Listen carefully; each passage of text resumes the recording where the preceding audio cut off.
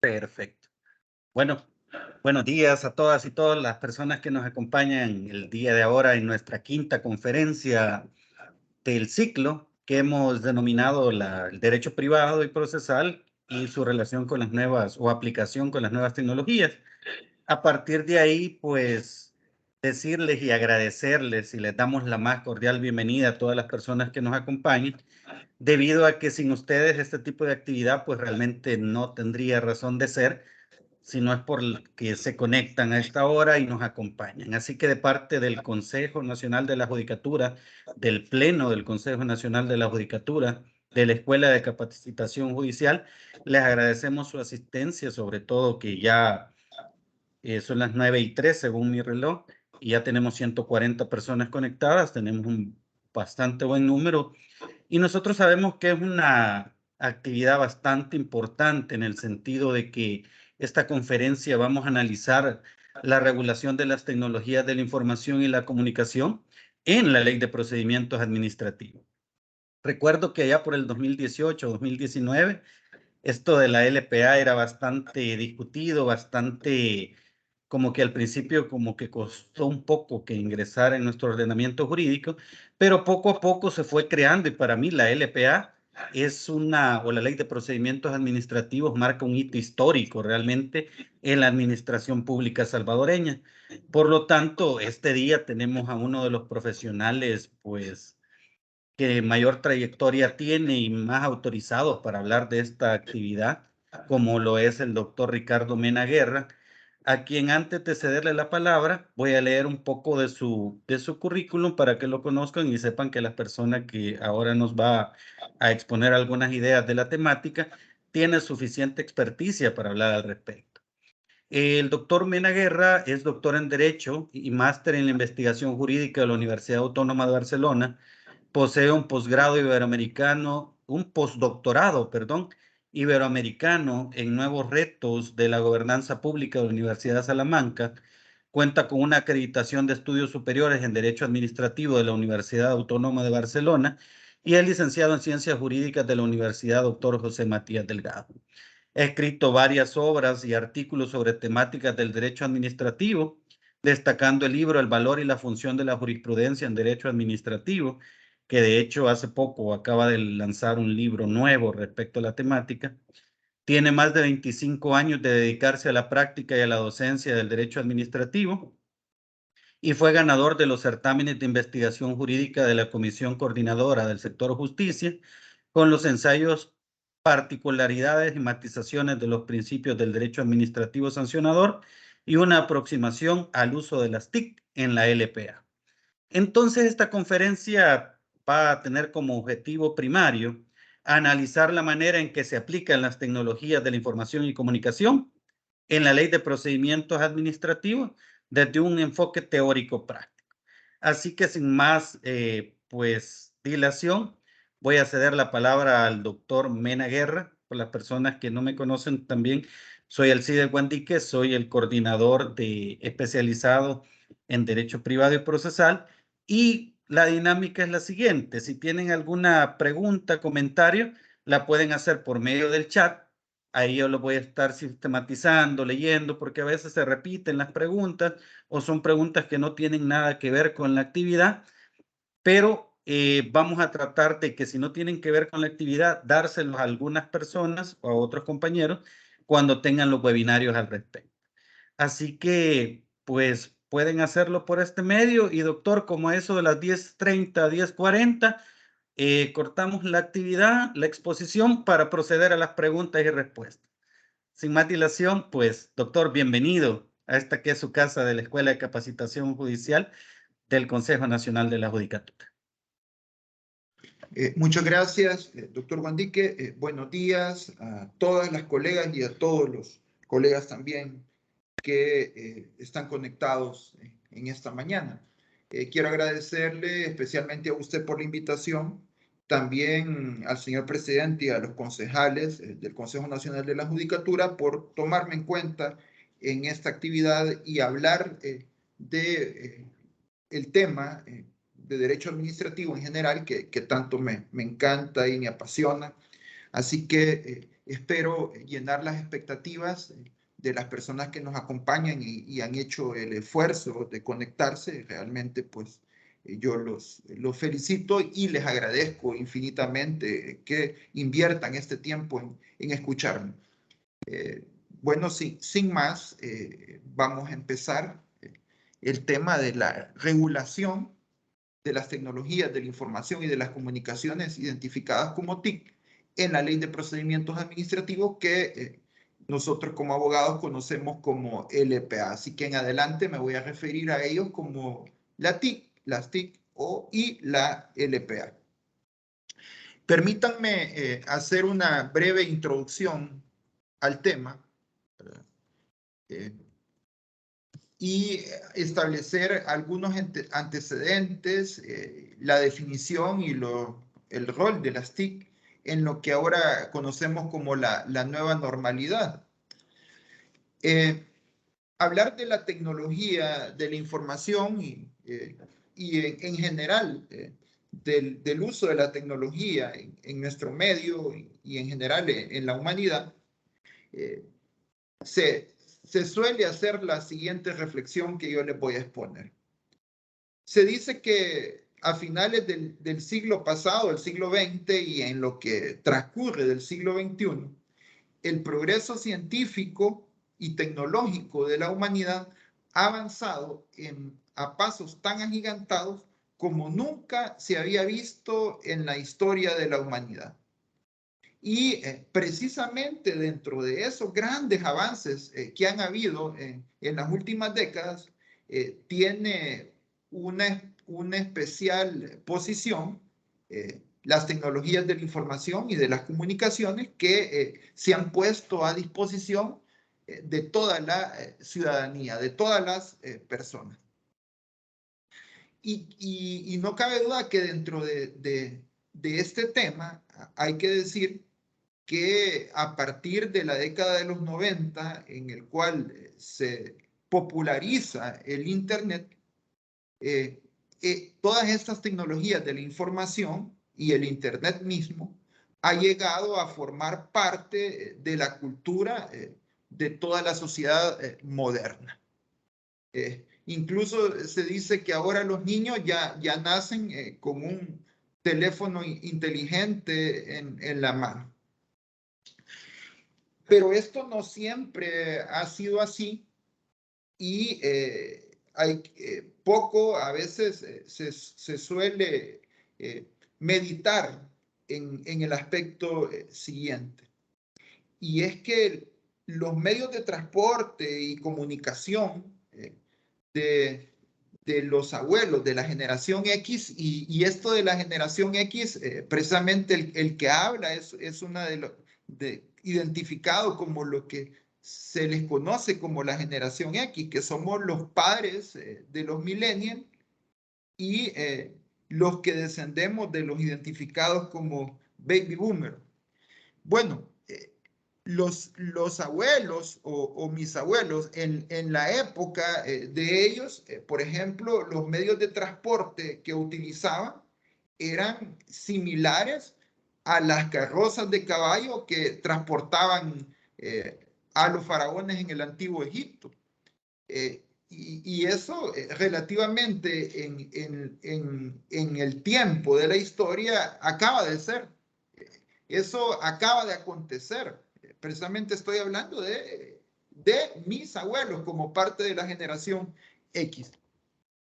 Eso, pues, como ustedes saben, ahora sería inverosímil ese tipo de transporte. Otro ejemplo que podríamos citar es que en la década de los 80, si una persona se quería comunicar por escrito mediante una carta de Centroamérica o a Europa, de Europa a Centroamérica, esa carta en promedio podía llegar a su destino en un mes. Esta es otra situación en el aspecto de la comunicación que hoy en día parece divertida o risible en cuanto a que ahora existen mecanismos de comunicación instantánea en el cual en este mismo momento podría alguien en otro continente estar viendo e interactuar por medio del Internet por esta plataforma en el que estamos o por medio de una mensajería utilizando el teléfono inteligente o comunicarnos de forma inmediata. Todo esto si en la década de los 80, la cual los que somos parte de la generación X nos hubieran contado o nos hubieran narrado esto que estamos viviendo ahora por medio de las TIC, hubiéramos creído que se trataba de una historia de ciencia ficción. Consecuentemente, si dentro de las personas que me hacen el honor de escucharme se encuentran profesionales contemporáneos míos, ellos sabrán mejor y me entenderán lo que estoy diciendo, que precisamente la generación X ha vivido las dos realidades, la antigua realidad y la nueva realidad. No me gusta el término, pero lo voy a utilizar, esta nueva era de la humanidad en el uso de la tecnología. Ahora bien, ya acercándonos al aspecto concreto de las TIC, muchas conceptualizaciones o definiciones se pueden dar de las TIC. Voy a proponer una que me parece que es amigable para entenderla. Podemos definirlas en forma general, las TIC, como las tecnologías que se necesitan para la gestión y transformación de la información, y muy en particular el uso de ordenadores, programas que permiten crear, modificar, almacenar, proteger y recuperar esa información. ¿Cuáles son algunos ejemplos de las TIC, las cuales son, como ya dije, parte del día a día, de lo cotidiano de la mayoría de la población en el mundo? Y en nuestro país no es la excepción. Bueno, el correo electrónico, el servicio de mensajería instantánea, los diferentes mecanismos, como por ejemplo WhatsApp, el comercio electrónico, que es un tema que mayoritariamente un buen grupo ya está haciendo uso del comercio electrónico, la compra y venta y las transacciones en línea, las cuales incluso ya sobrepasan la actividad privada, llegando también a la actividad pública. La banca en línea,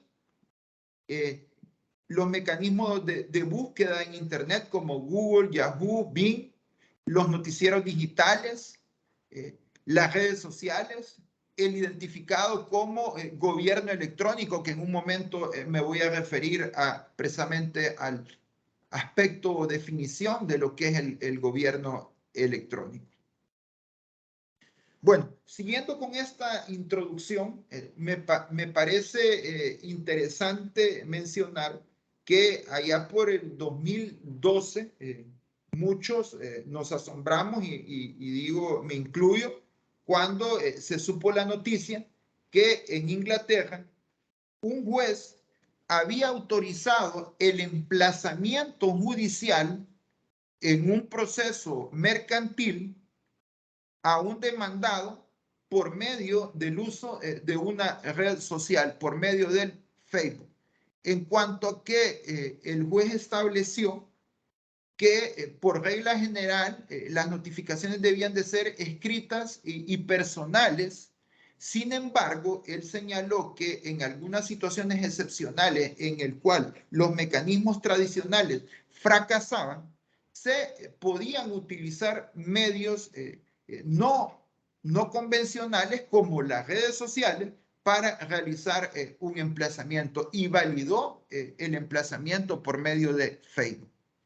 Igualmente, en América Latina, en Chile, en el 2016, también un tribunal de lo penal validó una notificación hecha a un imputado también por medio de Facebook, a través de la cuenta oficial del Facebook del órgano judicial de dicho país. Situación que no nos dejó de sorprender, pero que acaeció, y esto pone en evidencia la utilización de las TIC e incluso mecanismos que nos pueden parecer o les puede parecer a algunos extravagantes, pero ha ocurrido.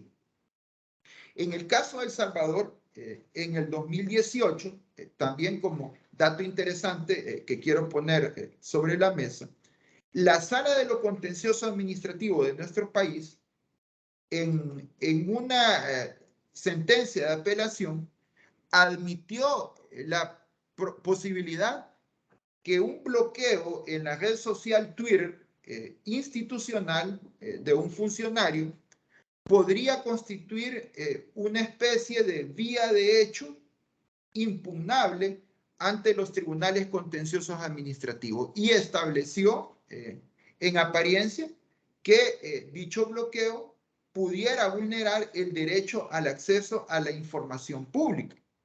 Este caso no queda ahí con solo la admisión, sino que también como dato significativo hay que señalar que luego en el 2019, en el proceso 89-18-ST-COPC-CAN, la Cámara Primera de lo Contencioso Administrativo declaró ilegal dicha actuación material, dicho bloqueo de Twitter, y señaló que efectivamente se trataba de una vía de hecho que no contaba con un respaldo de un acto administrativo previo y que dicha actuación administrativa había implicado la violación al derecho a la libre expresión y al acceso a la información pública de la parte demandante. Igualmente, hace poco, al estudiar el manual de Derecho Administrativo del profesor Henry Mejía, me llamaba la atención que al abordar la temática de las publicaciones que la administración pública debe realizar en ciertas situaciones, como por ejemplo cuando un acto administrativo no está dirigido a un sujeto particular, sino que a un conjunto de personas no determinadas, el profesor Mejía, el doctor Mejía, señala la posibilidad de que esas publicaciones puedan realizarse bajo ciertos supuestos legales mediante las redes sociales. Por tanto, en nuestro país no solamente la jurisprudencia ya reconoce la dinámica de la utilización de las TIC y incluso sus mecanismos de impugnación en los tribunales, sino que también la doctrina nacional ya pone sobre la mesa la utilización de mecanismos que no son convencionales para hacer más eficiente la labor de la función administrativa o de la administración pública. Bueno, voy a cerrar esta introducción mencionando que el uso de las tecnologías no solamente ha invadido las relaciones sociales y jurídicas entre los particulares, como pudiera ser, por ejemplo, la utilización de banca en línea o el comercio electrónico entre particulares, sino que también, como ya lo puse de manifiesto, el uso de las tecnologías ha llegado también a invadir la función pública del Estado. Ambas situaciones, tanto la utilización del uso de las tecnologías, el uso de las TIC para los privados, como el uso de las tecnologías en manos públicas, cobra mayor relevancia, no cabe duda, a partir del evento de la pandemia del COVID-19. No cabe duda de que este evento de pandemia provocó que las tecnologías de la información fueran utilizadas de una forma, o se potenciaran más las mismas, y sobre todo en la actividad pública. Y ya no solamente por el hecho de hacer más eficiente y eficaz la dinámica o los negocios o las diferentes actividades que se puedan estar estableciendo, sino que también para la protección del derecho a la salud de las personas. Consecuentemente, la utilización de las TIC, como lo ha venido reconociendo jurisprudencia de tribunales, es un mecanismo de prevención del contagio de dicho virus. Y eso pone en evidencia un nuevo rol de las TIC en esta nueva época de post-pandemia. Dicho lo anterior, hay que mencionar que la utilización de los TIC por el Estado, por la administración pública, se ve relacionado con el término gobierno electrónico. Y aquí quiero hacer una aclaración. Para la Carta Iberoamericana de Gobierno Electrónico y administración pública electrónica son términos sinónimos, según lo establece el artículo 7 de dicha carta. Igualmente, dicha carta establece que ambas se consideran como el uso de las TIC en los órganos de la administración pública para mejorar la información y los servicios ofrecidos a los ciudadanos, orientar la eficacia y eficiencia de la gestión pública e incrementar sustantivamente la transparencia del sector público y la participación de los ciudadanos. En resumen, cuando es el Estado quien usa las TIC para realizar la función pública, para realizar la actividad estatal con fines públicos, pues nos referimos a gobierno electrónico, a administración pública electrónica. El gobierno electrónico no es más que la utilización de las TIC de forma sistemática, de forma ordenada, por parte de la administración pública.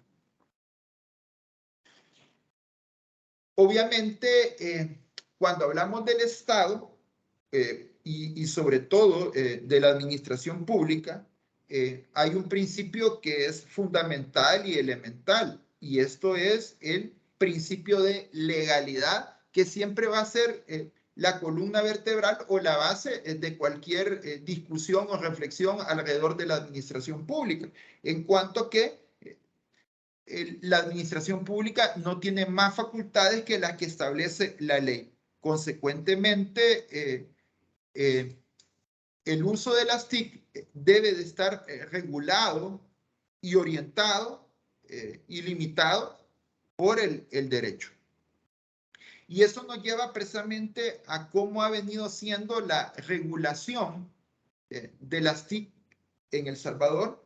Y voy a iniciar mencionando cuál era la regulación de la misma, la normativa de las TIC antes de la Ley de Procedimientos Administrativos, que como muy bien lo mencionó el doctor Guandique, es un hito en la historia del derecho salvadoreño, precisamente que tengamos una LPA.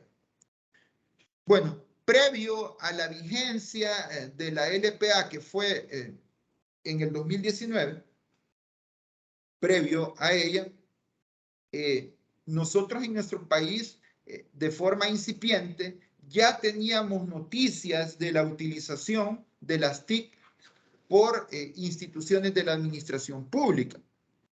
Por ejemplo, el Centro Nacional de Registros ya hacía esfuerzos para la utilización de las mismas.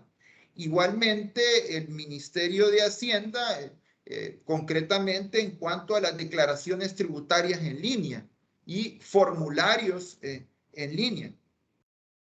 Y quizás merece un pronunciamiento especial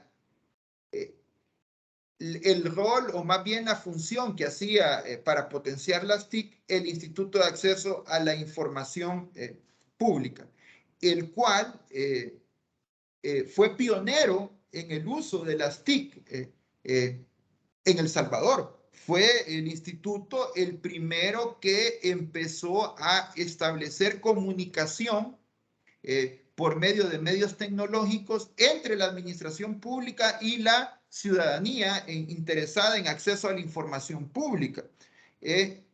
Básicamente utilizando una serie de disposiciones legales establecidas en la Ley de Acceso a la Información Pública, que en un momento vamos a mencionarlas, pero sobre todo utilizando el principio antiformalista, que precisamente el principio antiformalista es un principio básico en la actividad administrativa, el cual establece que las solemnidades o los requisitos formales no deben de ser un obstáculo a efectos de que se inicie, prosiga y termine un procedimiento administrativo en beneficio del ciudadano. De forma antiformalista y, por qué no decirlo, empírica, el instituto llevó a cabo una serie de actividades por medio del uso de las tecnologías. Eso a partir de mayo de 2011, cuando entró en vigencia precisamente la Ley de Acceso a la Información Pública. Y es que dicha ley tenía la cualidad, la virtud de precisamente en una serie de disposiciones, como por ejemplo el artículo 3 de dicha ley, en el que se establece que dicho cuerpo normativo mandata promover el uso de las tecnologías de la información y la comunicación y la implementación de un gobierno electrónico. Ya lo decía esta ley. Igualmente, el artículo 18, inciso segundo de la ley, establece que se fomentará que los entes obligados utilicen tecnologías de la información y que dentro de un plazo razonable la información esté a disposición del público precisamente por el uso de las tecnologías. Igualmente, el artículo 61, inciso segundo y cuarto, que se refiere a la gratuidad del acceso a la información, establece la posibilidad de que esta información pueda ser remitida de forma electrónica o con copias magnéticas o electrónicas según se solicite. Igualmente, es destacado que el artículo 64, que habla precisamente de la validez de la información o de los documentos que las instituciones emitan o remitan por medio del uso de las tecnologías, tienen la equivalencia a los documentos que son en físico. Y la ley establece precisamente en el artículo 64 que estos documentos que se adquieran por el uso de las tecnologías deberán de contar con, o cuentan más bien, con presunción de validez. Es decir, que tienen valor probatorio para poder ser utilizados en sede administrativa o en sede judicial. Eso, digamos, de forma muy lacónica, podemos decir que era como los antecedentes de la utilización de las TIC por parte de la administración pública en El Salvador antes de la Ley de Procedimientos Administrativos.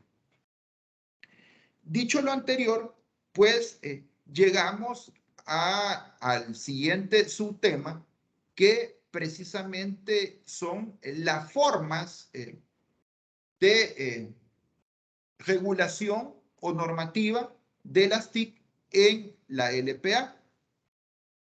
Antes de esto, yo creo que vale la pena recordar o recapitular la finalidad y la cualidad que tiene la LPA. ¿por qué es que nos tiene entretenido la regulación de las TIC en la LPA esta mañana? Bueno, primero porque el uso de las tecnologías es un aspecto de vanguardia, pero también porque tiene una regulación en una ley muy especial e importante para el ordenamiento jurídico de El Salvador, como es la LPA. Y la LPA es una ley transversal. Y cuando digo transversal, es que es una ley aplicable a todas las instituciones que conforman la administración pública.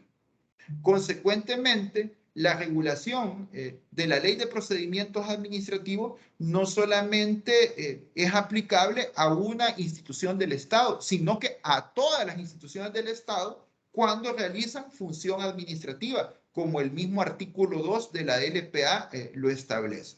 Consecuentemente, la normativa de la LPA, obviamente, es aplicable especialmente al órgano ejecutivo, a las instituciones oficiales autónomas y a las municipalidades, pero también a todos los demás órganos del Estado cuando realizan función administrativa. Pocas leyes tienen esta virtud o esta característica de ser transversales o universales. Eso hace que cualquier regulación, y la regulación de las TIC no son la excepción dentro de la LPA, hagan que esta regulación es comunitaria, obligatoria a todas las instituciones del Estado. El siguiente elemento importante de la LPA es la uniformidad. Consecuentemente, todas estas reglas de aplicación de la LPA son uniformes, son, como ya dije, comunitarias a todas las instituciones del Estado. Consecuentemente, cuando nosotros los ciudadanos invocamos la utilización de las TIC a una institución del Estado, es bajo la dinámica de la LPA, ya sea en materia de consumo, ya sea en materia de competencia, ya sea en materia de regulación de los servicios públicos, ya sea en materia de regulación del sistema financiero, etcétera, en todas las variables y en todas las actividades disímiles que la administración pública desarrolla. Bueno. Únicamente como una clasificación metodológica, quiero señalar que la LPA tiene una forma bien particular de regular las TIC. Y yo diría que la Ley de Procedimientos Administrativos, que por cierto es la primera en regular de forma general y universal las TIC en El Salvador, lo hace de una forma tripartita. Es decir, hay tres formas de regulación de las TIC en la Ley de Procedimientos Administrativos. Bueno, en primer lugar, la primera forma de regular las TIC es que como el principio de toda la estructura regulatoria, reconoce el novedoso derecho, por lo menos en El Salvador, el derecho de que las personas nos podamos relacionar con la administración pública por los medios tecnológicos que éste ponga a disposición. Eso se encuentra en el artículo 16, numeral segundo de la LPA. Repito, la primera manifestación de regulación en la LPA es precisamente el reconocimiento de que nosotros los particulares, dentro del catálogo de derechos básicos que tenemos frente a la administración pública, tenemos precisamente el derecho de relacionarnos, de interactuar con la administración pública por medio del uso de las tecnologías que ésta ponga a disposición. La segunda modalidad de regulación es que precisamente la LPA funda un capítulo especial, un capítulo sui generis, para hablarnos precisamente de la regulación de las TIC en cuanto al uso de la administración pública. Esto se encuentra precisamente en el capítulo 3 del título primero de la LPA, bajo el acápite del empleo de las tecnologías de la información y de las comunicaciones, el cual es básicamente 3 disposiciones legales que más adelante vamos a ahondar sobre ellas, pero lo interesante es que hay una preocupación o un interés especial de parte del legislador en esto que estableció un capítulo completo de este título identificado precisamente por el empleo de las tecnologías de la información y de las comunicaciones, que de alguna manera pudiéramos decir que este capítulo sería el corazón de toda la regulación de las TIC en la LPA. Y la tercera modalidad es que a partir de el articulado en la LPA existen una serie de disposiciones diseminadas en el cuerpo normativo que vamos a tratar de recorrerlas todas en esta mañana, que regulan o reconocen el uso de las TIC para ciertas situaciones especiales, como por ejemplo la notificación electrónica, las solicitudes por medio de mecanismos electrónicos, etc. Antes de pasar a desarrollar cada una de estas 3 formas que he mencionado, hay que indicar que todo el tema de la regulación de las TIC en la LPA, al momento de aplicarse, al momento de interpretarse, en caso de duda en la aplicación o interpretación de las mismas, estas deberán de pasarse por el filtro de los principios del antiformalismo, del principio de la eficacia, del principio de la celeridad, del principio de la economía que el mismo artículo 3 de la LPA mandata.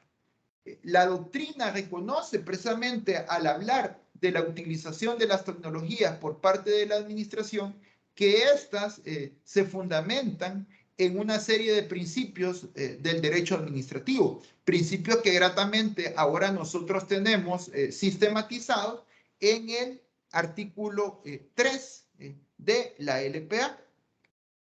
Y el antiformalismo es quizás el principio más fundamental en esta temática, el cual el artículo 3, numeral 3, dice que el antiformalismo consiste en lo siguiente: ningún requisito formal que no sea esencial debe constituir un obstáculo que impida injustificadamente el inicio del procedimiento, su tramitación y su conclusión. Asimismo, la administración debe interpretar los requisitos esenciales en el sentido que posibilite el acceso a los procedimientos y el pronunciamiento de una resolución de fondo. Este principio vendría a ser la luz en la oscuridad cuando deba de interpretarse la utilización de las TIC por parte de la administración pública. Igualmente, en conexión, como ya dije, con los principios de celeridad,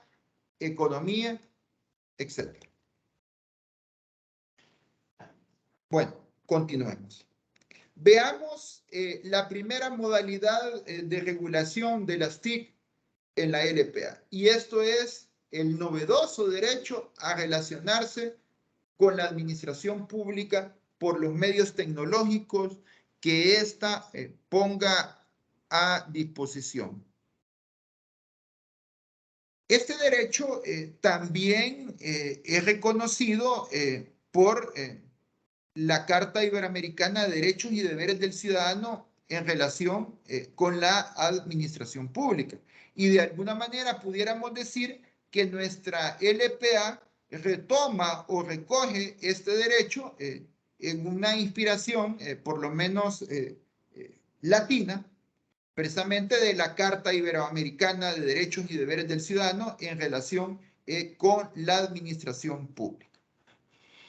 De manera concreta, y ya me había referido a ello, que el artículo 16, que por cierto es el artículo que regula derechos generales para todos los ciudadanos frente a la administración pública salvadoreña. En el numeral 2 estatúe o establece de forma expresa que uno de los derechos que tienen las personas frente a la administración es a relacionarse con ella por los medios tecnológicos que ésta ponga a disposición. Partiendo de lo anterior, el autor nacional, el profesor Hugo Pineda, en su libro Derecho Administrativo, establece ciertas características muy interesantes sobre este derecho, la cual me voy a apoyar en este comentario del maestro Pineda. Dice que este derecho a relacionarse con la administración pública por los medios tecnológicos tiene las siguientes características. Dice que es un derecho instrumental y condicionado o programático. Él da dos características de este derecho del artículo 16 que he mencionado. Dice, primero es un derecho instrumental y segundo es un derecho condicionado o programático. Bueno, menciona que instrumental porque mediante él se busca armonizar los avances de la sociedad en las tecnologías de la información. Y a su vez sirve de vehículo para el ejercicio de otros derechos de las personas frente a la administración pública. Por eso es que él dice que este derecho es un instrumento que sirve para potenciar otros derechos que el ciudadano tiene frente a la administración, como puede ser el derecho al acceso a la información pública. Hay un derecho aquí sustantivo que sería el derecho a tener acceso a la información pública, y para llegar a obtener esa información pública, el instrumento idóneo, amigable, sería el uso de las tecnologías. Y precisamente por eso es que el profesor Pineda le llama que es un derecho de carácter instrumental. También dice que es un derecho condicionado o programático, debido a que para hacer uso de este es necesario que la administración ponga a disposición los medios tecnológicos. Obviamente, este es un derecho en avance, en progreso, ¿verdad? Y de acuerdo, obviamente, a las posibilidades económicas que la administración pública salvadoreña pueda. No es posible en esto y en nada hacer comparaciones con otras administraciones públicas. No se le puede exigir con la misma intensidad la utilización de este derecho, por ejemplo, a la administración pública alemana, que a la administración pública salvadoreña. Hay distancias, hay enormes distancias, consecuentemente dependerá de los recursos que tenga a disposición la administración. Por eso es que el profesor Pineda establece que es un derecho condicionado o programático. Siguiendo a la Carta Iberoamericana de Gobierno Electrónico, sin el ánimo de ser taxativo, este derecho implica lo siguiente, o se manifiesta de la siguiente forma. Primero, por medio de este derecho podemos dirigir por vía electrónica todo tipo de peticiones, recursos y quejas a la administración pública. Podemos realizar por medios electrónicos todo tipo de pagos, presentar y liquidar impuestos y cualquier otra clase de obligaciones. Recibir notificaciones por mecanismos electrónicos. Accesar o acceder más bien por medios electrónicos a la información pública. Acceder electrónicamente cuando sea posible a los expedientes administrativos.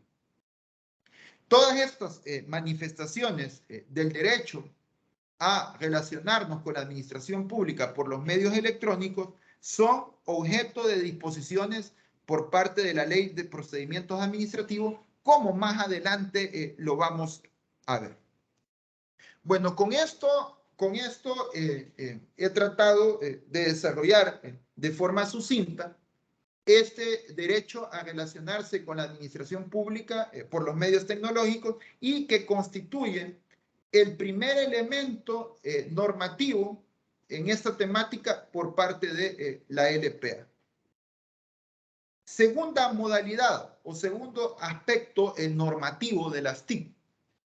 Ya me había adelantado y les había dicho que precisamente existe un capítulo especial en la LPA atinente a las TIC y que se titula del empleo de las tecnologías de la información y de la comunicación. La justificación de tener este capítulo especial la podemos extraer precisamente del considerando 4 de la Ley de Procedimientos Administrativos, la cual nos menciona que los avances en la sociedad de la información exigen el uso de la tecnología de la información y de las comunicaciones por parte de la administración pública para simplificar sus actuaciones y optimizar sus recursos.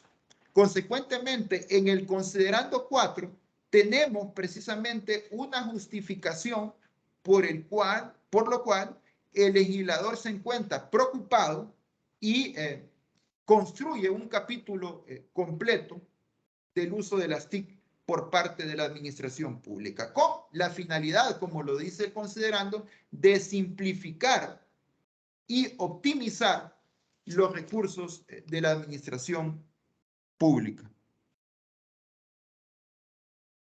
Este capítulo del título primero inicia precisamente a partir del artículo 18 de la Ley de Procedimientos Administrativos y está conformado por este capítulo 3 del título primero, está conformado por los artículos 18, 19 y 20, que, como les mencioné hace un momento, constituyen el corazón de toda la regulación del tema en la LPA. Iniciamos con el artículo 18. El artículo 18, y si ustedes tienen la LPA, les ruego que me sigan.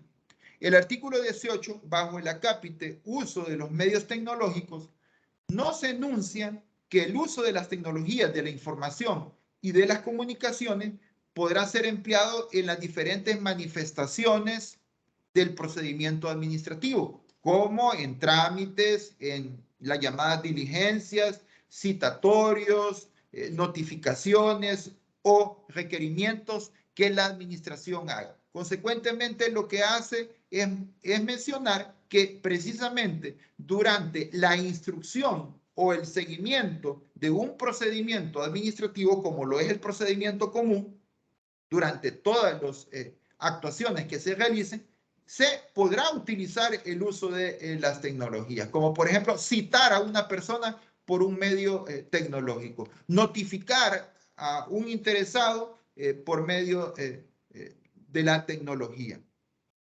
No obstante lo anterior, el artículo 18 establece una serie de requerimientos esenciales para poder echar en marcha estos instrumentos tecnológicos. Y nos indica que estos mecanismos tecnológicos se van a poder utilizar bajo ciertas condiciones. Y estas condiciones son precisamente las condiciones universales en materia de regulación de la tecnología, las cuales son la autenticidad, la confidencialidad, la integridad, la eficacia, la disponibilidad, conservación de la información y compatibilidad con la naturaleza del trámite. Principios o condiciones que en su mayoría son objeto de desarrollo en la Ley de Firma Electrónica de El Salvador y en la Carta Iberoamericana de Gobierno Electrónico. ¿A dónde debemos de buscar, como ya anticipé, el llenar de contenido estos requerimientos que hace el artículo 18, que habla de la autenticidad, habla de la integridad, habla de la disponibilidad y de conservación de la información? El artículo 4 de la ley de la firma electrónica establece una serie de principios que rigen la actividad del uso de las tecnologías, y precisamente en el artículo 4 encontramos definiciones de autenticidad, de integridad, de confidencialidad, de equivalencia funcional, de neutralidad tecnológica, etcétera. Veamos brevemente algunos que son los más importantes. Ejemplo, autenticidad. Con la autenticidad, con el cual se garantiza que el mensaje es confiable y esta garantía perdura en el tiempo. Integridad, por el cual se otorga certeza que los datos recibidos por medios electrónicos no han sido modificados en su tránsito desde el iniciador hasta el destinatario. Equivalencia funcional. Consiste en observar en los documentos archivados y comunicados de manera electrónica aquellos requisitos que son exigibles en los documentos presentados por escrito y consignados en papel, con el fin de determinar la manera de satisfacer sus objetivos y funciones, etcétera. No voy a repetirlos todos porque por razón del tiempo, pero ustedes los pueden perfectamente ver en el artículo 4 de la firma electrónica. Igualmente, el artículo 16 de la Carta Iberoamericana de Gobierno Electrónico establece los requisitos de validez y equivalencia casi en sentido similar al artículo 4 de nuestra ley de firma electrónica. Continuando con el artículo que estamos comentando, que es el artículo 18 de la LPA, finalmente en el inciso último del artículo 18 se establece la obligación para el Estado de crear las estrategias de gobierno electrónico y potenciar el uso de las TIC en el ejercicio de las competencias de las autoridades administrativas. Es decir, que al final aquí hay un mandato para los entes de la administración pública que están enlistados en el artículo 2 de la LPA de fomentar, de crear estrategias para un gobierno electrónico. Y aquí les recuerdo que el gobierno electrónico o la administración pública electrónica no es más que cuando la administración pública utiliza las TIC en el ejercicio de sus funciones públicas. Pasemos ahora al artículo 19 de la LPA, el cual es de mucha importancia en cuanto que este artículo sería la base fundamental para darle un valor probatorio a los documentos o a los instrumentos que se emitan por medio del uso de las tecnologías. Y esto es porque el artículo 19 de la LPA, de forma transversal, de forma universal, reconoce el principio de validez de la información. Y este principio de validez es el que establece que los documentos emitidos por la administración pública mediante el uso de las TIC gozan de validez, integridad y conservación de un documento original. Y para ello se va a utilizar, dice la ley, cualquiera de las formas de firma electrónica o mecanismos de autenticidad.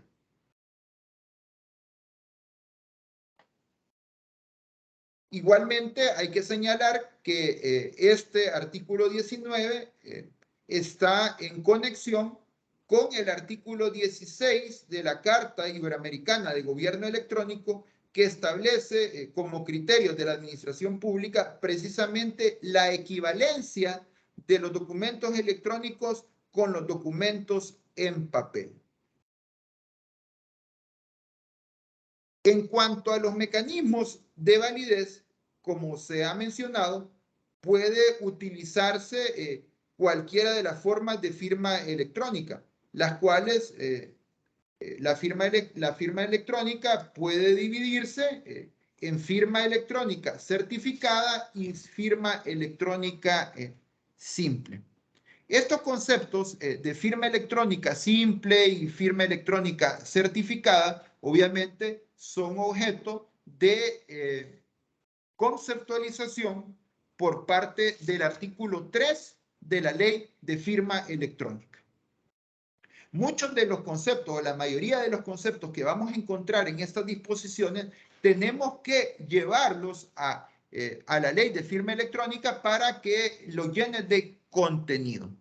Por ejemplo, la firma electrónica certificada, la ley de la firma electrónica lo define como son aquellos datos en forma electrónica consignados en un mensaje de datos o lógicamente asociados al mismo que permiten la identificación del signatario y que los datos de creación de la firma se encuentren en exclusivo control del signatario, lo que permite que sea detectable cualquier modificación posterior al contenido del mensaje de datos.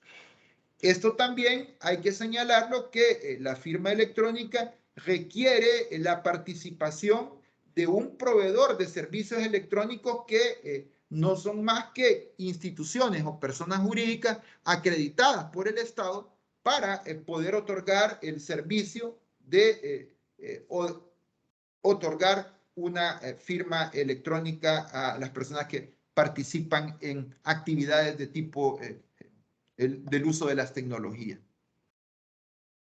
Estos requisitos de la firma electrónica certificada las encontramos en el artículo 23 de la Ley de Firma Electrónica. Además, es interesante que el artículo 19, cuando menciona los documentos, o más bien el principio de validez de los documentos que se emitan por medio del uso de las tecnologías, además de la firma electrónica, la parte final del artículo habla de otros mecanismos de autenticidad. Aquí sobre otros mecanismos de autenticidad, a pesar de que somos abogados, tenemos que hacer el esfuerzo de tratar de entender esta tecnología o estos otros mecanismos de autenticidad que en realidad los vivimos día a día sin percatarnos. Ejemplo de otro mecanismo de autenticidad, el llamado código secreto o de ingreso o clave concertada, que no es más que una combinación determinada de números o letras que solo es conocida por el titular de este. Cuando hacemos uso de un código secreto o de ingreso o clave concertada, bueno, cuando accesamos o tenemos acceso a nuestro correo electrónico, utilizamos una clave concertada. Una clave concertada entre el titular del correo electrónico y el proveedor del correo electrónico. Igualmente, utilizamos un código secreto cuando utilizamos la banca en línea, que vendría a ser otra especie de clave concertada en cuanto clave concertada ¿con quién? Con el titular y con el proveedor del servicio bancario. Igualmente, otros métodos o otros mecanismos de autenticidad son los llamados métodos basados en biometría. Estos métodos basados en biometría no son más que se puede entender la identificación de un determinado operador a través de datos físicos o biológicos, como puede ser nuestra huella digital, la cual ingresamos en nuestro teléfono, o otros mecanismos como la facial, el iris, la palma y otros más complejos como se señala el reconocimiento basado en ADN. Bueno, pasamos ahora al artículo 20 de la LPA, que es la disposición final de este capítulo, que habla del intercambio interinstitucional de la información mediante el uso de la tecnología, mediante las TIC. Es decir, aquellas conexiones, aquellas relaciones entre dos instituciones del Estado por medio del uso de las tecnologías, como pudiera ser el acceso que pudiera tener, por ejemplo, se me ocurre para que lo entendamos mejor, el acceso que pudiera tener la Fiscalía General de la República en la investigación de un delito en el Centro Nacional de Registros, poder acceder de forma directa desde los ordenadores de la Fiscalía por medio de un convenio con el Centro Nacional de Registros de todo el historial de bienes inmuebles que pueda tener un sujeto que esté siendo investigado, por ejemplo, por lavado de dinero u otro delito. Este sería un ejemplo de relación de intercambio de información interinstitucional de una entidad a otra entidad. Esta disposición nos establece precisamente que se puede intercambiar información relevante en los procedimientos administrativos entre dos instituciones. Sin embargo, dice la disposición que esta requiere de convenios interinstitucionales. Es decir, que para que podamos utilizar o aplicar el artículo 20 de la LPA, es necesario la realización de convenios para que se establezcan los detalles y los límites y qué tecnología se va a utilizar para realizar la utilización o el intercambio de información. Consecuentemente, esta disposición, como bien lo decía el profesor Pineda, es de carácter también programática, es decir, requiere una condición. ¿Cuál condición? Bueno, que se celebre un convenio entre dos instituciones. Ahora pasamos, habiendo superado las dos anteriores formas de regulación, hemos hablado del derecho a relacionarnos con la administración pública con una regulación especial, hemos hablado de los artículos 18, 19 y 20, que son un capítulo completo sobre la temática y que, repito, vendrían a constituir el corazón de la regulación de las TIC en la LPA. Pasamos a la última modalidad normativa de las TIC en la LPA y esa modalidad es que se encuentran dispersas en una serie de disposiciones en la LPA que a continuación vamos a tratar de pasar lista de las mismas y hacer una especie de recuento resumido de ellas. Empecemos. El artículo 6, inciso 4 de la LPA habla de los formularios oficiales. Es decir, que habla de la posibilidad de que la administración pública en las diferentes dinámicas administrativas que realizan puedan emitir formularios que nosotros los particulares tengamos que llenar para realizar solicitudes, para requerir información o requerir servicios por parte de la administración pública. Y nos reconoce que estos formularios pueden estar conformados mediante sistemas electrónicos en línea. Esa es una manifestación precisamente de las TIC que nos dice que estos formularios pueden estar mediante el sistema de línea, en línea en Internet. Otra modalidad es la del artículo 7 LPA, que establece el derecho que tenemos nosotros, los particulares, frente a la administración pública, de solicitar certificaciones y constancias de aspectos que estén en manos de la administración y que tengamos algún interés. Pues bien, el artículo 7 reconoce la posibilidad que estas constancias y certificaciones puedan ser emitidos por medios electrónicos, es decir, utilizando la tecnología. El artículo 8 de la LPA que habla del expediente administrativo,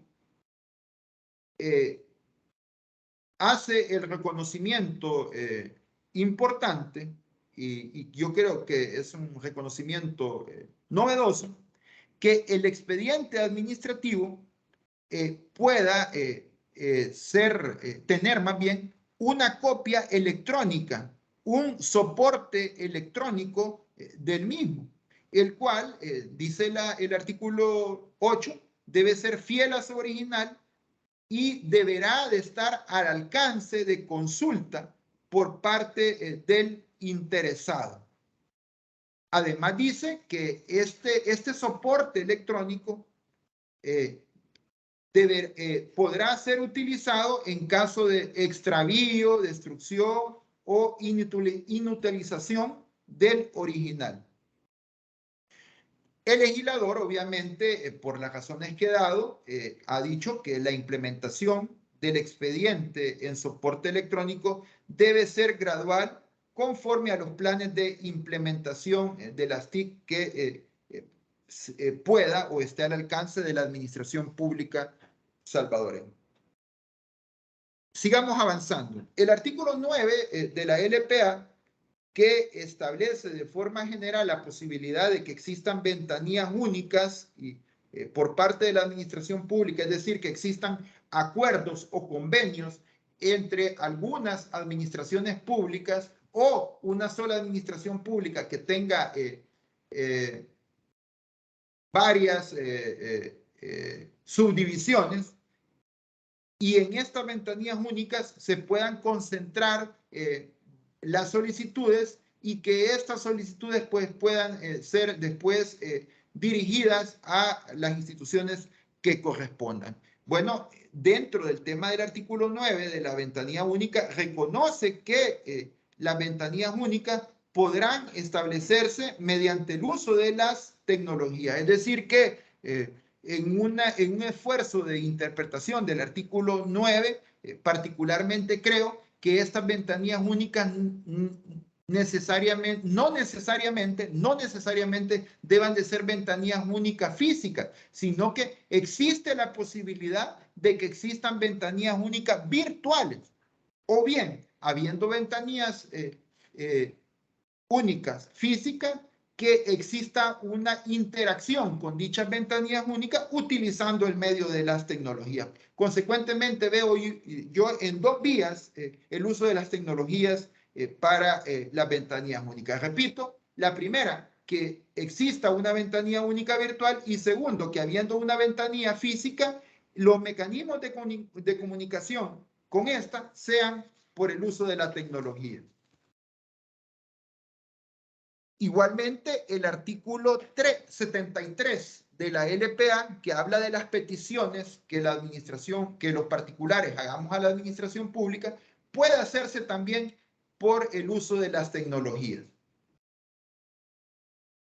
Igualmente, el artículo 74 de la LPA, que igualmente habla de la petición, pues da la posibilidad de que los escritos que impliquen las peticiones que hagamos los particulares deban de estar firmados por escrito, o bien utilizando una verificación de autenticidad de la solicitud. Obviamente esta autenticidad puede realizarse mediante una firma electrónica o bajo otro mecanismo de autenticidad del uso de la tecnología, el cual puede ser una clave concertada o otro mecanismo similar. Continuando, ya casi terminando con estas disposiciones diseminadas, llegamos a las notificaciones. El artículo 99, 100 y 101, inciso segundo, regulan precisamente el aspecto de las notificaciones electrónicas. Es decir, existe la posibilidad de realizar notificaciones por mecanismos electrónicos. Es de todo sabido el gran valor que tiene el hecho de que se pueda notificar por mecanismos electrónicos. Por ejemplo, en el tema municipal, la legislación municipal requiere que cuando una persona haga una solicitud a una municipalidad, debe de establecer para recibir notificaciones un lugar dentro de la localidad geográfica de dicho municipio. Sin embargo, puede ser que una persona de San Miguel haga una solicitud a una municipalidad de aquí en San Salvador y se le dificulta señalar un lugar físico para recibir notificaciones. Sin embargo, ese problema se remedia por medio de señalar un mecanismo tecnológico. La idea de la tecnología es que precisamente acerque o haga más amigable la actividad pública a los ciudadanos. Y finalmente, el artículo 103 de la LPA, que habla de las publicaciones, se establece que estas publicaciones también pueden hacerse por medios tecnológicos, lo cual ya me había referido que la doctrina nacional, incluso al comentar el artículo 103 de la LPA de las publicaciones, ha reconocido, y concretamente recuerdo que ya le cité al doctor Henry Mejía, dice que estas publicaciones puedan realizarse incluso mediante redes sociales, siempre y cuando se respeten las reglas establecidas en dicha disposición. Y como última disposición, cito el artículo 125, inciso penúltimo, el cual establece la posibilidad de que los recursos establecidos en la LPA, la apelación y la reconsideración, puedan ser presentados mediante el uso de las tecnologías.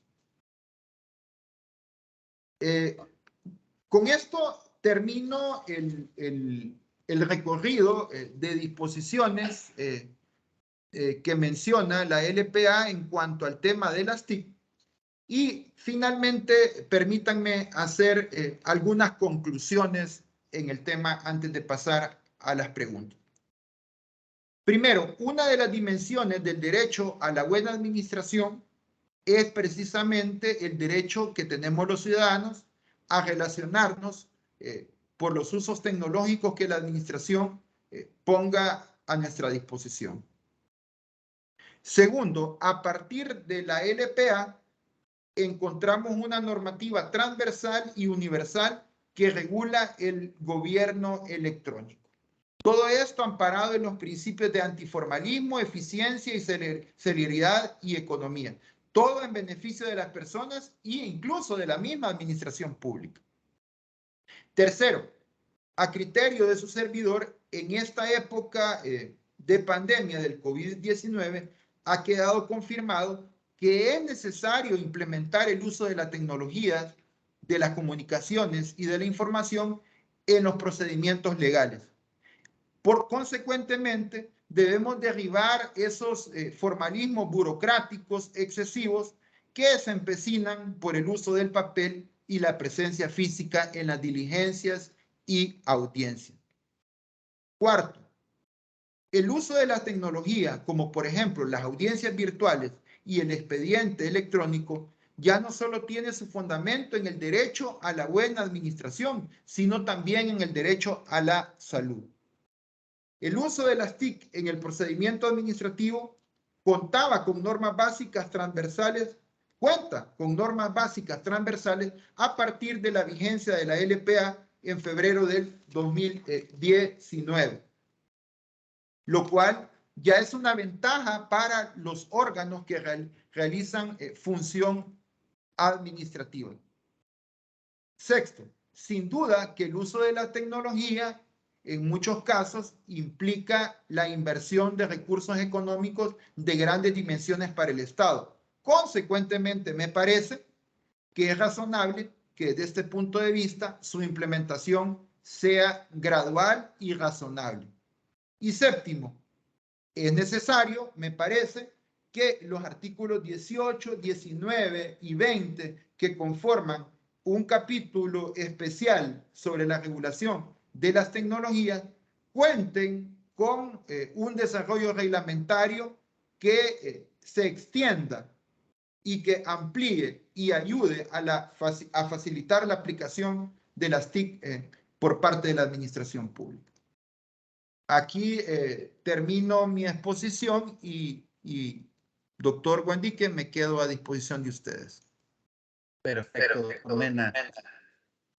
Muchas gracias por su tan brillante exposición. Realmente creo que nos deja claro un montón de situaciones que, al menos particularmente, yo tuve la oportunidad de estar en una institución pública donde se utiliza la LPA, y hay unas cuestiones ahí respecto a las nuevas tecnologías que como que no me quedaban muy claras, pero ahora creo que ya se solventan algunas dudas que yo tenía al respecto. Bueno, doctor, fíjese que como es costumbre, hay varias preguntitas y vamos a iniciar con la primera. Dice acá, ¿se puede notificar un inicio de proceso por medio de correo electrónico? Bueno, la pregunta hay que contestarla en la siguiente línea. Depende. Depende en qué sentido. Bueno, resulta que el artículo 98, numeral 1, dice que la 98, numeral 1, obviamente, de la LPA, establece que las notificaciones se realizarán de acuerdo con la regla siguiente. 1. La notificación de las resoluciones podrá practicarse por cualquier medio que permita tener constancia de la recepción por el interesado o su representante, así como de la fecha y el contenido del acto notificado. Se autorizan las notificaciones por correo postal público o privado que acuse de recibido. Es decir, por cualquier medio, y más adelante el artículo 99 dice dirección para recibir notificaciones tras el primer escrito de comparecencia. En su primer escrito de comparecencia, el interesado o cualquier otro interviniente en el procedimiento deberá señalar el medio electrónico o dirección postal para recibir las sucesivas notificaciones. Si fuera una dirección postal, esta deberá estar dentro de las circunstancias territoriales. Bueno, primero, de acuerdo al artículo 98, 99 y 100, que está vinculado, es posible realizar notificaciones electrónicas en el procedimiento administrativo, no cabe duda. Sin embargo, la pregunta que hace es la primera notificación que se va a realizar. Yo creo que si la administración pública cuenta con una dirección física o una dirección electrónica que tenga la confiabilidad de que va a llegar a su destinatario, es posible realizar incluso esa primera notificación por mecanismo electrónico. Sin embargo, como usted lo planteó en un inicio, esta es una charla teórico-práctica. Consecuentemente, si es teórica práctica, lo que acabo de decir es el planteamiento teórico. Ahora me voy a referir a la parte práctica. Me parece que por tratarse de la primera comunicación, lo que equivaldría al emplazamiento, lo más prudente sería notificarlo de forma presencial, sobre todo porque todavía no todos hemos entrado en esta cultura del uso de las TIC, ¿verdad? Y para lo cual hay que cambiar un poco de cassette. Ahora bien, sigo con el depende. Bueno, si ya se intentó notificar de forma física y no se ha logrado, la ley plantea la posibilidad de notificar incluso por tablero. Pero aquí voy a la siguiente pregunta. ¿Qué sería más eficiente y más garantista para una persona? Que le tablereen la notificación porque no ha sido encontrado, o que se la notifiquen por un mecanismo electrónico. Me parece que la respuesta es obvia, y esto nos lleva incluso al ejemplo que yo ponía en un inicio. que en el derecho comparado incluso se ha notificado por medio de redes sociales, pero precisamente cuando no ha sido posible notificar de forma presencial. Así que esa sería la respuesta y yo creo que también depende del caso, pero en principio yo diría que si me hacen la pregunta, yo diría que sí, pero depende de las condiciones que acabo de establecer. Ok, doctor, siempre siguiendo la línea de la pregunta anterior, dice, si se realiza la notificación vía correo electrónico, pero el destinatario no confirma de recibido, ¿siempre será válida? Si el destinatario señaló esa dirección para recibir notificaciones, pues yo diría que sí. ¿Por qué? Porque él la señaló. Es que en esto hay que hacer una analogía similar a una notificación física. ¿Qué pasa si una persona señala un lugar para oír notificación y se le va a dejar al lugar donde él indicó? ¿Será que él debe de dar él después debe presentar un escrito y decir que la recibió?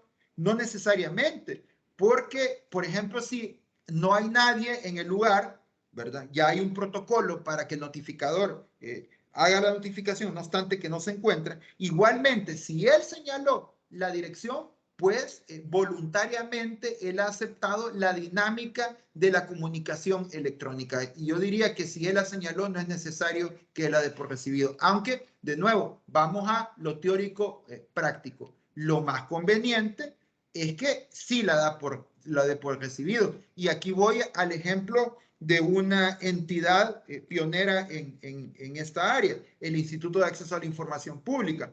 Cuando su servidor ha tenido la dinámica de solicitar información y que le remiten resoluciones, las autoridades o los oficiales de información de otras instituciones le indican a uno que le solicitan que dé por recibido la comunicación, precisamente en seguimiento a esa debida diligencia. Pero, repito, me parece que si la persona señaló para recibir notificación ese correo electrónico, después no puede decirse y decir que no recibió esa comunicación. En todo caso, tendría que probarlo. Okay, muchas gracias, doctor. La siguiente pregunta, creo que cuando se refirió a la firma electrónica la hicieron y dice, buenos días, quisiera saber si ya tenemos empresas certificadoras en El Salvador. Sí, la respuesta es que sí, que ya hay una, ya existe. Okay. Perfecto. Acá nos dice, teniendo en cuenta la vigencia de la LPA, ¿puede la administración pública excusarse de su imposibilidad de reproducir el expediente administrativo en soporte electrónico por no contar con la tecnología necesaria? El punto acá es que, como ya expresé, el uso de la tecnología es un tema gradual, un tema condicionado y un tema que tiene que ver con recursos.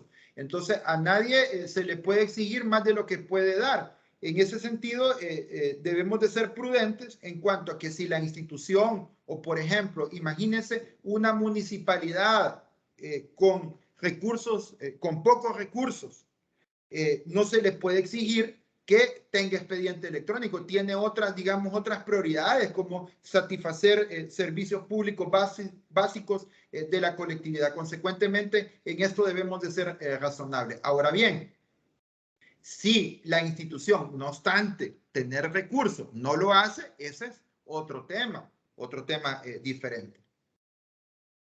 Ok, perfecto, doctor.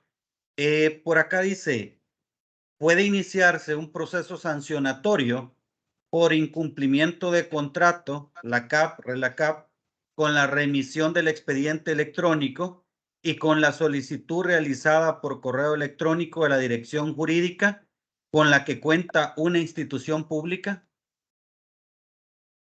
Bueno, mire, es que toda la dinámica y toda la comunicación electrónica la debemos de pasar por los principios que ya dije: economía, antiformalismo. ¿Qué es lo más amigable para la administración pública y para el administrado? O tener el montón de papel o poder contar con toda esta información física condensada y amigable. Consecuentemente, me parece que si lo pasamos por el antiformalismo, la respuesta sería que sí. Y segundo, el principio de validez de la información que está en el artículo 19 de la LPA y 64 de la Ley del Acceso a la Información Pública, que establece el 19 que los documentos emitidos por los órganos de la administración pública mediante la tecnología de la información y de la comunicación gozarán de la validez de un documento original, siempre que quede garantizada su autenticidad, integridad y conservación y que cumplan requisitos y garantías que disponga la legislación pertinente. Consecuentemente, bajo el artículo 19 de la LPA, pues esos documentos gozan de validez y pueden ser utilizados. Ok, perfecto, doctor. Por acá nos preguntan, ¿la copia electrónica tiene validez? ¿Se puede certificar como notario esa copia del correo? ¿Un fax de la corte lo puedo certificar como notario? Mire, lo que pasa es que el notario, bajo la certificación, lo que certifica es que ha visto una copia conforme al original. Entonces, igualmente, ¿cuál es el original? Si el original lo tiene en medios virtuales, podría certificarlo. Ahora bien, esto tiene que ver con el valor probatorio de los documentos emitidos por mecanismos electrónicos. La sala de lo contencioso, perdón, la sala de lo civil, en un precedente, ha establecido que de acuerdo a los requisitos del Código Procesal Civil y Mercantil, los documentos, o más bien, los instrumentos dados por mecanismos electrónicos son equivalentes o podemos utilizar una analogía de la prueba documental. Es decir, que le vamos a trasladar las mismas reglas de la prueba documental a los mecanismos entregados por mecanismos electrónicos. Esto implica que en materia de prueba documental, la Sala de lo Constitucional ha establecido que las copias simples tienen valor probatorio, siempre y cuando no exista un ataque sobre la legitimidad de ese documento, es decir, que no haya un ataque de falsedad. Entonces, esa misma dinámica le vamos a aplicar a los mecanismos presentados por medios tecnológicos. Es decir, que cuando se presenten, gozan de validez hasta que el otro puede establecer que son falsos. Esa sería la regla. Y ya se me ha preguntado, mire, ¿y cómo vamos, por ejemplo, a probar o vamos a presentar en un proceso un documento dado electrónicamente? Bueno, yo diría que ahí hay que aplicar el principio antiformalista en el sentido de que o bien podemos imprimir el correo electrónico o bien incluso presentar en un USB la grabación de donde se encuentra el documento electrónico. Esa sería mi respuesta, pero aquí, doctor Guandique, quiero hacer una aclaración. Todo lo que yo diga o responda, por favor, a los colegas, les voy a suplicar que no lo tomen como una verdad absoluta. Tan solo es mi opinión. Es mi opinión. Y siempre digo lo mismo que suelo aclarar. En todo tema jurídico hay tres posiciones. La mía, la de ustedes y la del juez.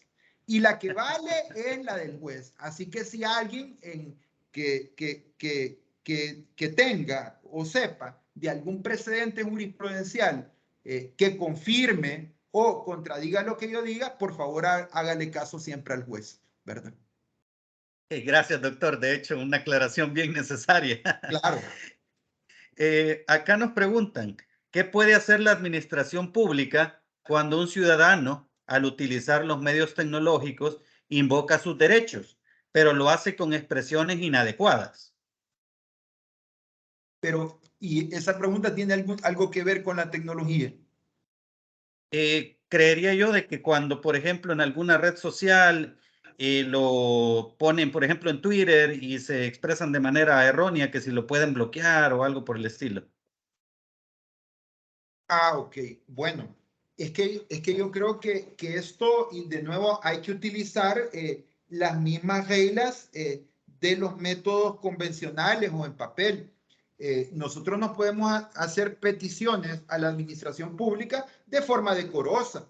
Si lo hacemos de forma indecorosa, pues, por ejemplo, nosotros los abogados estamos sujetos a una regulación especial. Si al momento de litigar lo hacemos de una forma inadecuada, incluso podemos ser sancionados. Igualmente, para la utilización de la tecnología. Ahora bien, si una persona está utilizando la tecnología de forma inadecuada, como podría ser palabras soeces, yo creo que sí sería posible un bloqueo como el que se establecía en el precedente, pero ese bloqueo debe de estar precedido del debido proceso.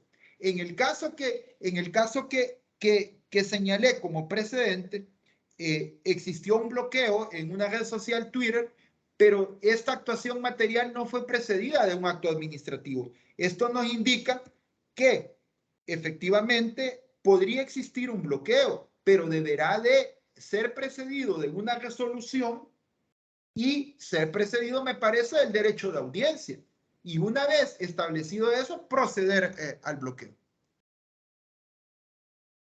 Perfecto. Acá nos preguntan también, doctor, a la luz de las condiciones que regula el artículo 20, inciso segundo de la LPA, en un proceso contencioso, ¿es viable citar, notificar al convocado demandado a través de su WhatsApp o correo electrónico personal?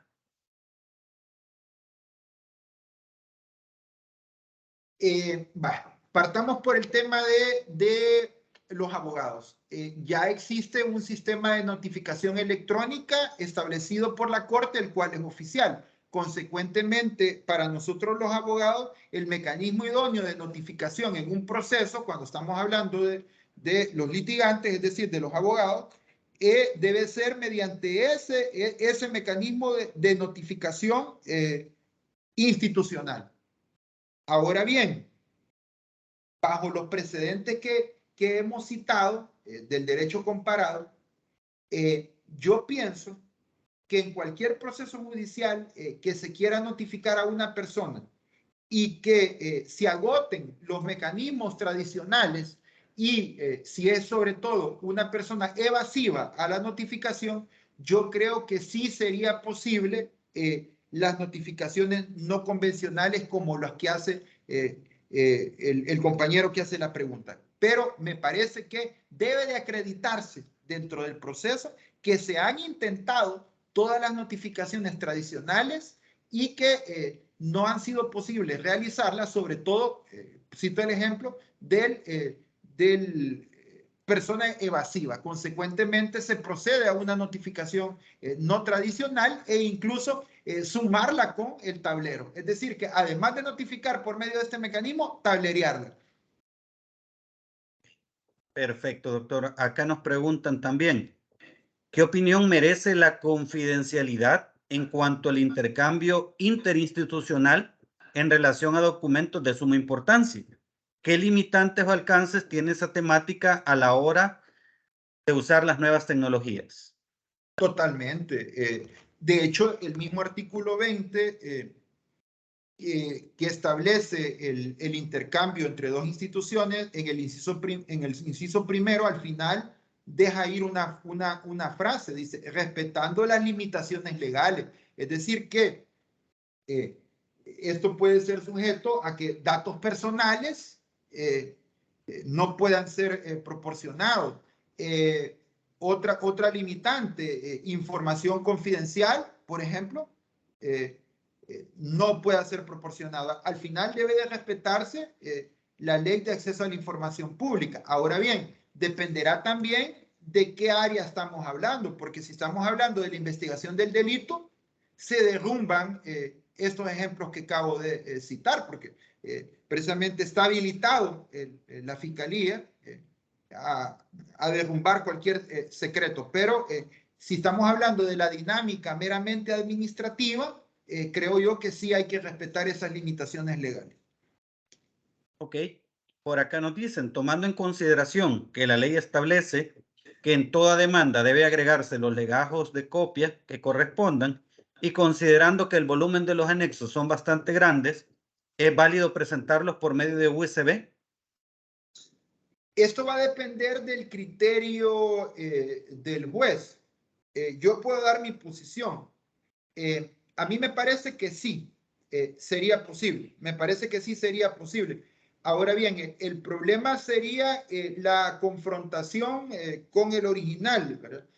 De hecho, yo recuerdo que un tribunal aquí en el país, hace bastantes años, incluso antes de la LPI, porque ya estamos hablando de la dinámica judicial, sí pedía que además de que las copias fueran presentadas en papel, fueran presentadas en USB para facilitar el traslado hacia la parte contraria.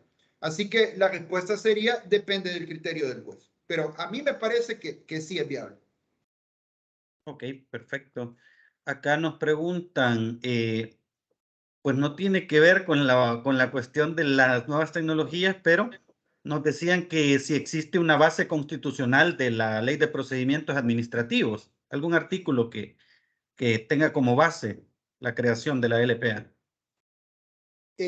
Pregunta interesante. Yo de entrada creería que no, no solo una, sino que varias, pero quizás voy a diferenciarlo. En España, por ejemplo, hay una disposición que mandata que el procedimiento común debe de estar establecido en una ley especial y es la Ley de Procedimiento Administrativo Común de España, Ley 39 de 2015, que es, digamos, la ley madre de donde se han extraído las disposiciones de nuestra ley. En el caso de El Salvador, perdón, en el caso de El Salvador, no tenemos una disposición como esta. Sin embargo, hay el principio de legalidad que establece que la administración debe desarrollarse en los límites de la ley. Igualmente, cuando se establecen las facultades de la Asamblea Legislativa, se establece que la Asamblea tiene la atribución de regular la legislación atinente a las competencias del órgano ejecutivo, es decir, a la administración pública. También el principio de seguridad jurídica e igualdad mandata o podemos extraer el tema de la uniformidad. Entonces, si unimos o sumamos estas disposiciones y otras en la Constitución, podríamos llegar a la siguiente conclusión. Existe una obligación de la Asamblea Legislativa de normar los procedimientos del Ejecutivo y de las demás instituciones de la administración pública. Y en la medida de lo posible, por seguridad jurídica, estas disposiciones deben de ser uniformes. Sumado a eso, podemos llegar que sí existiría base constitucional para establecer un tipo de esta norma. Y consecuentemente diría que una LPA es una norma que es muy amigable y muy útil, sobre todo para el ciudadano. Perfecto, doctor.